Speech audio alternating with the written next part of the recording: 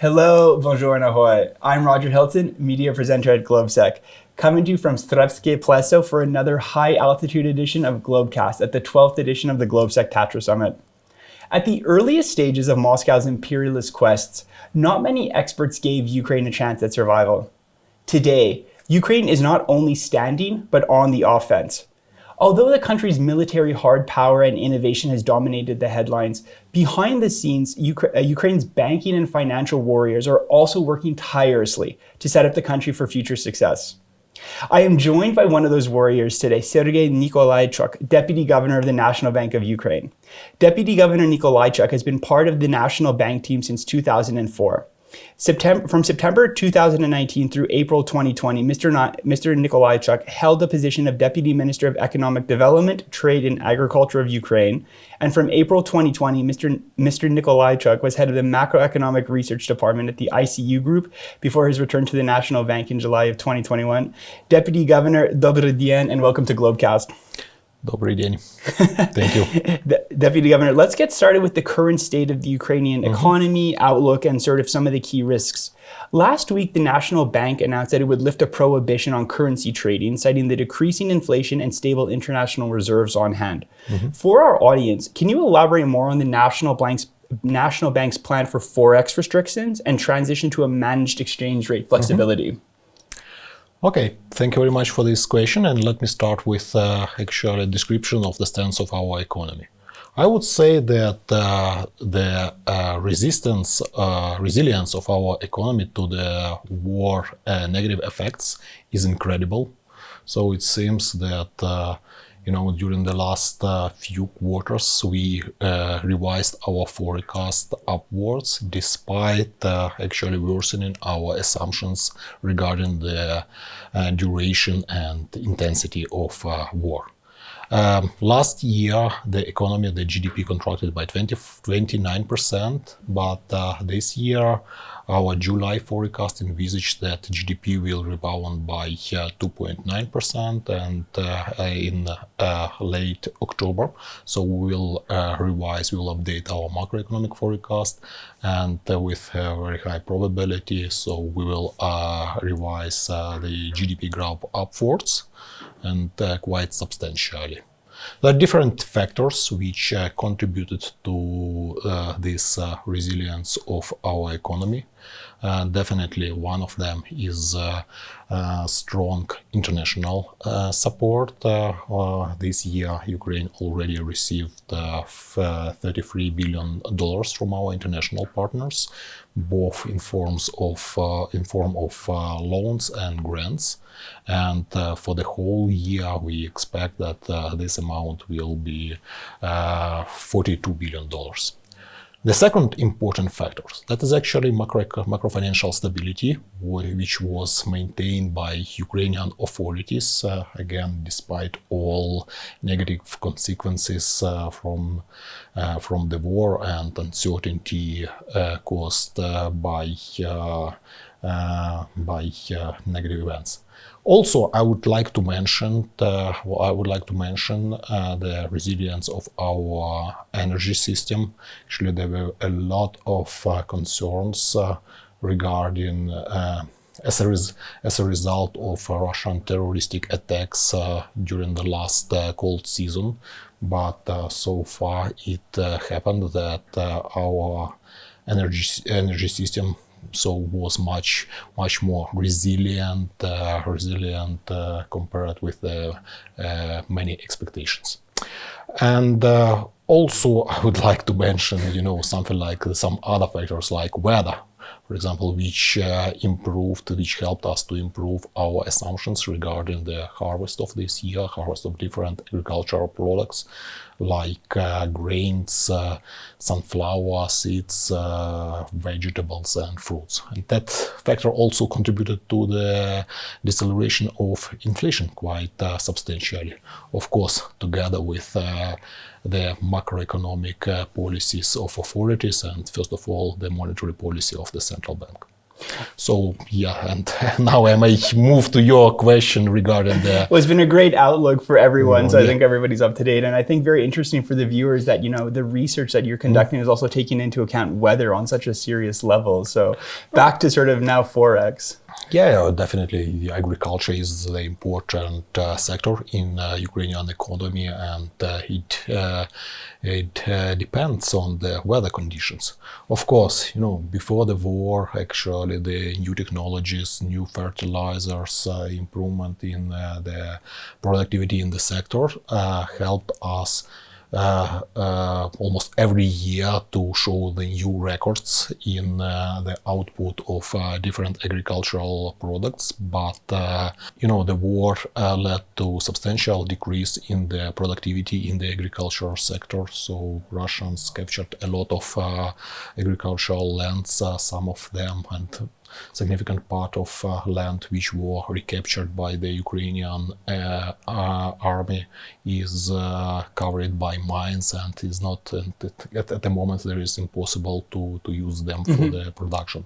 Also, of course, the agricultural producers have less opportunities to use the best fertilizers, the best equipment in order to produce their output.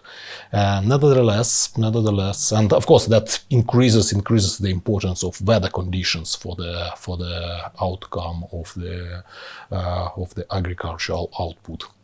So that's why that is the important factor. Yeah. For all of our audience out there, it's really important to note now that Ukraine is the most mined place in the entire world. And as the deputy governor said, the farmers who just are, famously known for all of their products don't have the possibility for higher crop yields. They don't have access to advanced technology, transfer of knowledge and whatnot. But as you said, slowly but surely it's coming back. And under unbelievably duress conditions, they've still been able to produce quite a bit. And with solidarity lines, it's working. If I can just come back, Deputy Governor, to the question of Forex. Obviously, this was a big thing that you've unpegged the Hrvana. For the average viewer right now, what is the significance of that you're going to go back to a more flexible trading regime? Before the full-scale war, our central bank conducted its monetary policy based on inflation targeting regime, following, I would say, very orthodox approach to the monetary policy. But of course, this regime was not well suited to the war conditions, and on the first day of the war, so we moved to the fixed exchange rate as the framework for our monetary policy. And last year in July, actually in late July, we repegged our exchange rate and depreciated hryvnia by 25% in order to maintain the competitiveness of the currency, in order to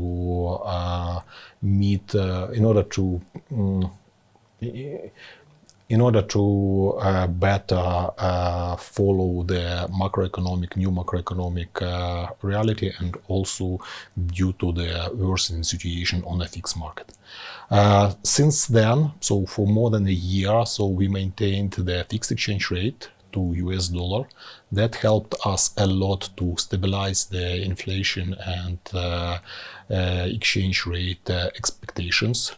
It helped us a lot to bring inflation down, so from 26.6% at the end of the previous year to 8.6% in August, and actually we expect that in September the inflation slowed down to even to below 8%. So and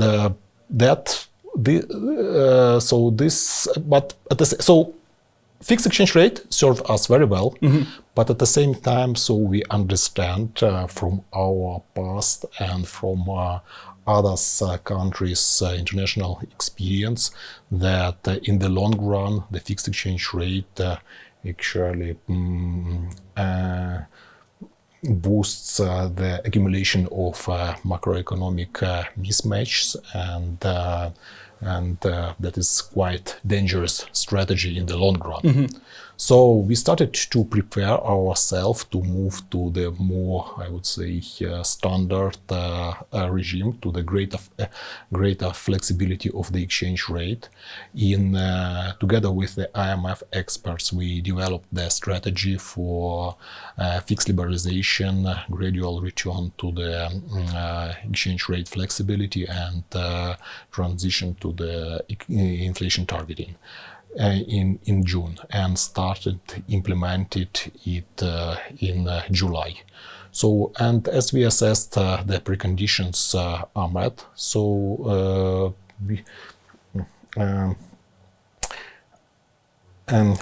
as the preconditions are met according to our assessment, so we implemented the first step in this transition to the more flexible exchange rate. Actually, this Monday we announced that we moved to managed flexibility of the exchange rate, and the new strategy started to work on Tuesday.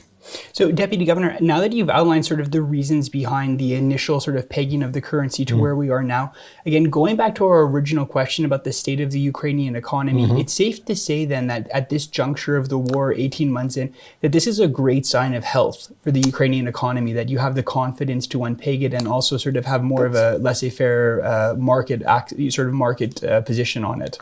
That's completely correct. Actually, from our point of view, this transition to manage the flexibility of the exchange rate is a strong signal of our confidence in our ability to maintain the stable situation on a fixed market, our ability to bring inflation to the 5% target in the medium term, based on the flexible exchange rate framework. So actually our move, I would say, so was done from the position of power. A position of strength, right? A position of strength. So yeah, actually our move was done from the position of strength, as we observed the I would say strong deceleration of inflation, which I already referred. So our international reserves during the last few months hovered around $40 billion, and that is much more comfortable level for us compared with, for example, $22 billion in June, July last year.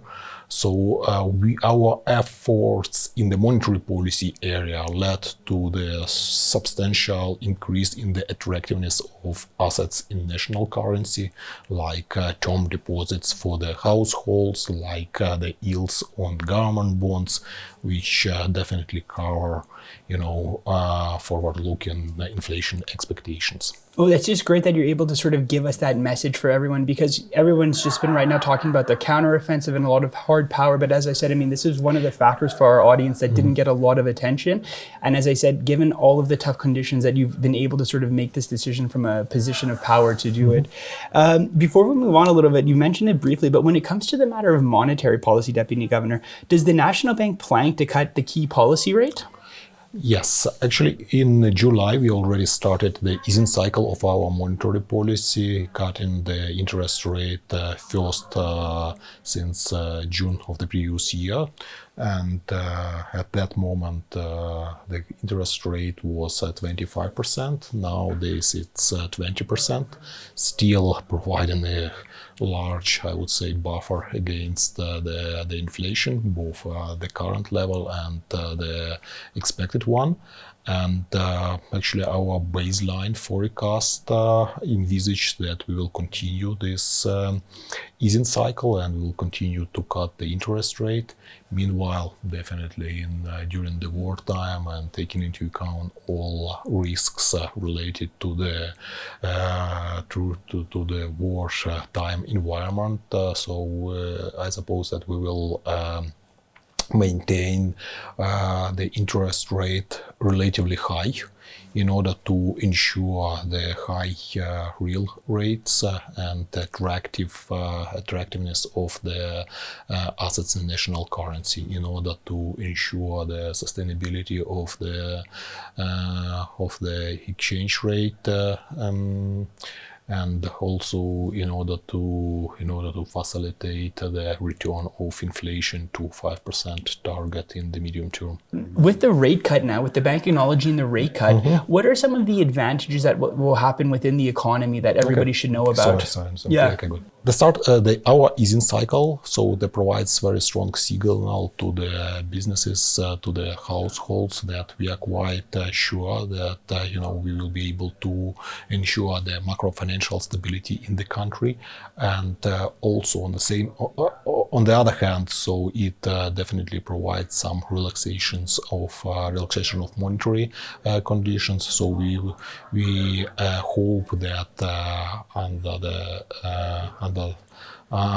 the macro financial stability maintained, so it will help to boost the loans to the real sector of the economy, and will facilitate the recovery of the economy. Oh, thanks for the outline. One of the National Bank's main objectives during the war is intensifying the role of the financial sector in restoring the Ukrainian economy. In August of this year, a consortium of institutions, including the National Bank, published the seminal The Strategy of Ukrainian Financial Sector Development. What exactly will help maintain the system's sustainability given the consequences of the war in your position? First of all, I would like to highlight that our banking system also was incredibly resilient to the war-induced negative effects, and we actually attribute this resilience to a number of factors, starting from the reforms which the central bank conducted after the financial crisis of 2014-15, which was intensified by the first wave of Russian invasion. Also, the banks, faced the full-scale invasion with quite a strong financial stance, both including the capital and liquidity position. Also, I would admit the fast reaction of the central bank in the first weeks of the wars, and we provided a lot of relaxations for the banking system in order to allow the banks to adapt better to the new reality. And of course, the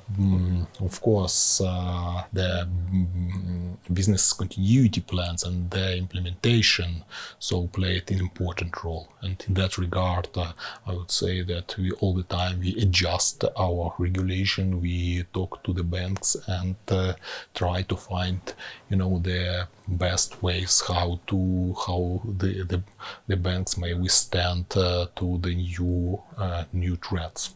For example, in the cold season, when we have these interruptions in the electricity supply to many businesses, actually we run so-called power banking project, which created the network of the banking branches of different banks, which were able to provide their services to the population and to corporates, to their clients in any environment. Despite sort of all of the hardships that are going through, yeah? Exactly, yes. Regarding the future, this financial stability strategy, financial sector development. Regarding the future, this financial sector development strategy, actually, that is our new plan, how to strengthen the resilience of the banking system during the war, and how to improve its contribution to the reconstruction, recovery of the Ukrainian economy in the post-war environment. It actually has two stages inside. One is the first stage. There is the stage of resilience, and the second stage is the stage of recovery. And so we have different pillars, different tasks in this strategy, but the general idea is that the banking sector has to remain resilient. The banking sector has to contribute to the resilience of the real sector of the economy, and also the important part of this strategy, that is the further reforms of the banking regulation, banking supervision, which we would like to bring much closer to EU standards and facilitate our way to the accession to the EU. Well, Deputy Demmer, you already talked on it, and we're going to go into depth in it a little bit later, but when it comes to the future reconstruction and growth of the economy, what are some of the exact policy priorities that the National Bank hopes to accomplish with some of its other partners as outlined in the strategy? From our point of view, our strong banking system, that is the important asset which has to be used in the reconstruction process. So the banking system, and first of all, the banking system has to be the powerful vehicle which will allow to transfer the resources to the recovery projects and facilitate the intermediation function in the economy. So we hope, from our point of view, it will be impossible to achieve without the strong banks. Also, we think that development of the transparent and efficient non-bank financial sector, so will also facilitate the recovery of the Ukrainian economy, especially when we are talking about the insurance sector, and which has to be able to provide the insurance against war-related and political risks, which I suppose will be very important for the reconstruction process. Well, given all of the work the National Bank has done, I think it goes without saying that, your term about it being a powerful vehicle for delivery and for support, it will only be growing with it. Part of the reconstruction of Ukraine is not just the bank itself and the assets it has, but also sort of what, Russia will have to pay eventually for it. One of the sort of the burning issues up for the debate here in Central and Eastern Europe, Western Europe, and abroad in North America is obviously the potential seizure of Russian assets. For all of our audience, this is undoubtedly a very complicated legal question that has recourses outside of it. And it's one that remains under close examination. I'd just like to notice for everybody sort of that very senior voices like former Treasury Secretary Larry Summers has advocated for the confiscation based on historical precedent. So this is one voice that has spoken very loud. What is the National Bank's opinion on this issue when it comes to the potential confiscation of Russian assets abroad? I suppose that definitely the NBU opinion is in line with the general view of Ukrainian authorities on this issue. And Russia has to pay for the war and all damages it induced. So definitely some so the Russian assets have to be used for that purpose. And our Ministry of Justice is nowadays works hard in order to launch the international compensation mechanism based on international legislation and which has to provide the way how to use these seized Russian assets for the compensation to Ukrainian people, Ukrainian corporates who suffered from the war. Meanwhile, we understand that is not the easy process. It may take years, and at the same time we also support the ideas of European politicians who are now considering the usage of Russian frozen assets for generation of the profit, which will be transferred to Ukraine in order to facilitate the reconstruction process.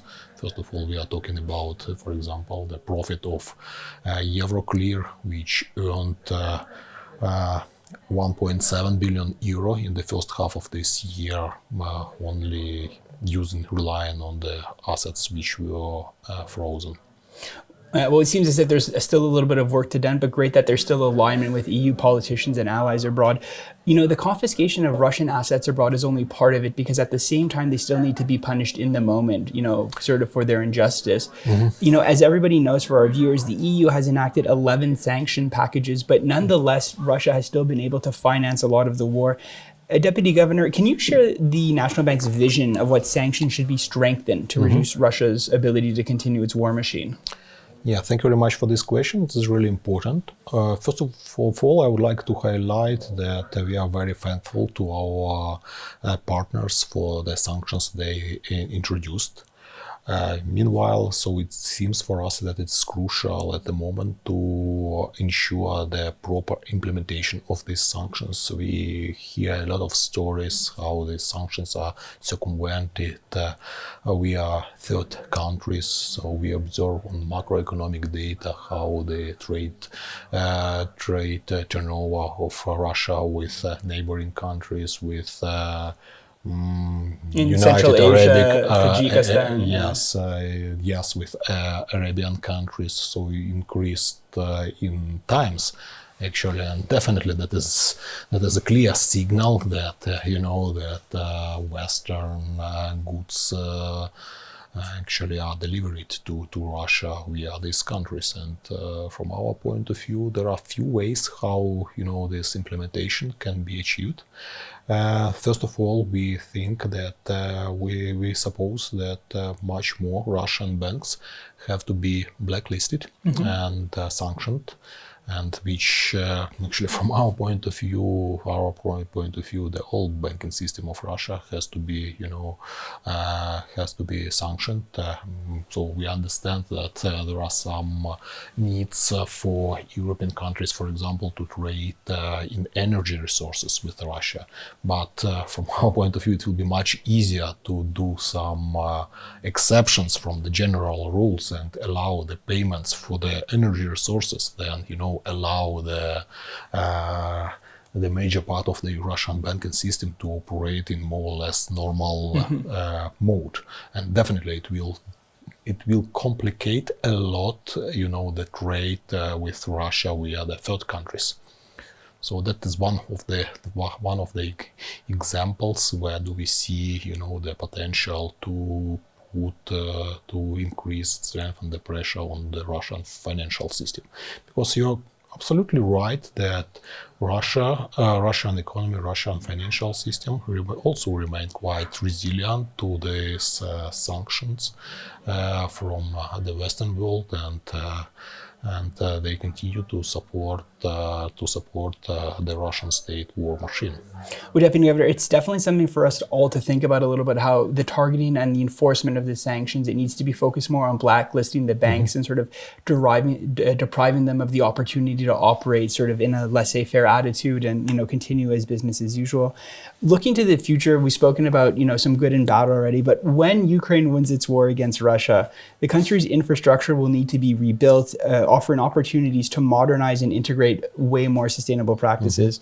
Before looking at specific projects, for all of our viewers out there, what does the National Bank consider as the required estimated funds needed to build back better and even greener maybe? Definitely the amounts are enormous for Ukrainian economy, and actually on February, on the first anniversary of the full-scale war, so there was the work done by Ukrainian government, European Commission, World Bank, and the United Nations, which assessed the overall needs for the reconstruction to be $411 billion. 411 billion. Definitely so how much? So 8 months later, so this bill is much higher. Yeah. Taking into account the further damages due to the war, including the destruction of Kakhovka Dam, which this large ecological catastrophe. So yeah, it's very difficult to assess, but definitely we may talk about the hundreds of billions of US dollars. So it almost seems as if the initial number that you and your colleagues came up with, I mean, it's very much subject to change given sort of how the war progresses and the continued terrorist activity of Russia. Yeah, that's absolutely right, and that's why it's very important for us to use the Russian for frozen assets, especially ones of sovereign for that process. Otherwise, I suppose that is very very dangerous to put all burden on the Ukrainian citizens and also on the Western taxpayers, who provide support at the moment to Ukraine, and definitely some fatigue from this war may strengthen. And in order to avoid that, so it will be much obvious and much reasonable to use the Russian frozen assets for financing this reconstruction. Oh, Deputy Governor, that's great that you're sort of bringing that to our attention, right? That sort of the confiscation of Russian foreign assets abroad isn't just for Ukraine, but as you said, but it would sort of also reduce the burden on foreign, partners and allies abroad when it comes to giving more resources. So thanks for that. Deputy Governor, before signing off, obviously there's so many headlines about all of the amazing work that Ukrainian societies have done. In preparation for our interview, the National Bank will be coming out with a new commemorative coin to thank energy workers. Can you tell us a little bit about that and what you guys hope to accomplish with its release, which I think came out on Monday already? Yes, that is the new commemorative coin which we issue in order to, provide, to show our respect to our energy experts. I already mentioned that fact that and the resilience of our energy system was incredible during these terroristic attacks on our energy infrastructure in the previous cold period, and definitely this energy specialist did great job, very often risking their lives, and so that was our intention to issue. That was the reason why we decided to issue this coin in order to show our respect, our gratitude, and to the energy sector workers. I would say that in general, actually, so we changed significantly our policy in issuing the remunerating coins, and also on the 24th of February this year, on the first anniversary of the full-scale Russian invasion to Ukraine, we issued our first remuneration banknote. And actually, let me present this banknote to you. And well, Deputy Governor, why don't you show our audience there by showing it? Yeah, so on this banknotes has two sides. The first side shows the tragedy of the Ukrainian people. You may see here the hands chained, and actually this is the photo of the person who was tortured and killed in Bucha. And the second side of this banknote shows the bravery of Ukrainian people, of Ukrainian warriors, and also it shows the flags of our main international partners who support us in this struggle. Well, for all of our viewers out there, the Canadian flag is up there with the UK and the EU, so we'll do some close-ups on it a little bit later. Deputy Governor Nikolaychuk, Déjé Dakiem, my Ukrainian needs some work, but thank you for coming on to GLOBcast. Keep up the work ahead as a financial warrior, and forever Slava Ukraina. Thank you very much.